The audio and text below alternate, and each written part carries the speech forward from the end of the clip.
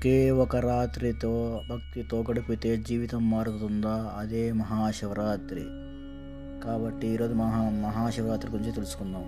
ఈ వీడియో చివరి వరకు చూడండి. శివుని అద్భుత కథను తెలుసుకోండి. ఓం నమ శివాయ, ఓం నమ శివాయ. మీరు చూస్తున్నారు రాజు డెవేషన్ భక్తి ఛానల్.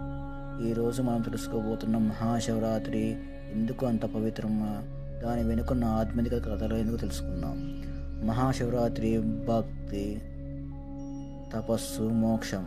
మహాశివరాత్రి ఎందుకు? మహాశివరాత్రి అంటే పాల్గొన మాసంలో కృష్ణపక్షం చతుర్దశి రాత్రి భగవంతుడు శివుడు చేసినది. తాండవం చేసినాడు శివుడు. సృష్టి స్థితి వినాశక సాంకేతికం. ఈ రాత్రిని శివుడిని భక్తి పూజిసి మనసుకు శాంతి, ఆత్మకు వెలుగు, జీవితానికి దిశ లభిస్తుందని నమ్మకం.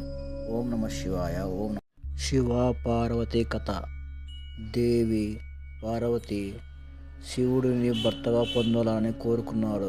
కానీ శివుడు లోకానికి అతీతంగా ధ్యానంలో ఉన్నవారు. ఆమె తపస్సు చేసింది ఏకాగ్రతతో, అహంకారం లేకుండా.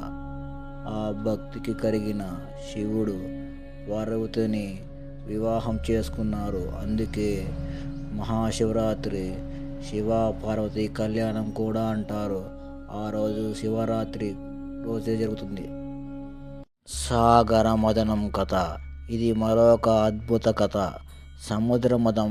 రాక్షసులకు దేవతలకు యుద్ధం జరుగుతుంటే హలాహలం విషం బయటకు వచ్చి సృష్టి నాశనం చేయబోతుంది. అప్పుడు శివుడు ఆ విషాన్ని తాగి లోకాన్ని రక్షించారు.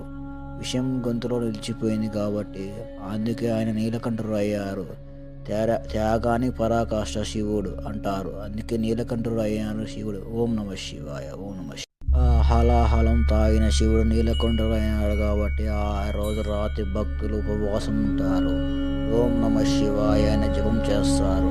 పంచాక్షరి మంత్రాన్ని చదువుతారు. ఆ రాత్రి శివలింగానికి అభిషేకం చేస్తారు. బిల్వపత్రము, పాలు, నీరు శివుడికి అత్యంత ప్రీతికరం. భక్తితో చేసిన పూజ జీవితానికి వెలుగు.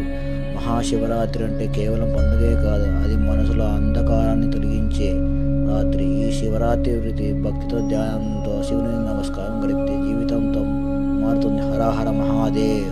హర హర మహాదేవ్. ఓం నమ శివాయ. ఈ ఛానల్ మీకు నచ్చితే సబ్స్క్రైబ్ చేసుకోండి.